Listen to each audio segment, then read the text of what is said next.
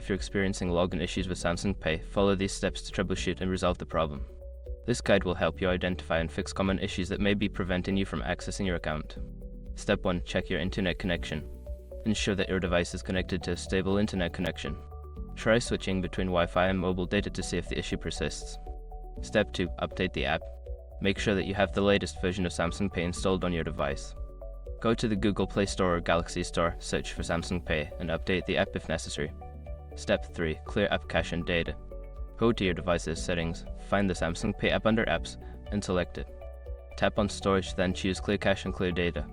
This will reset the app and may resolve any login issues. Step 4. Check for device software updates.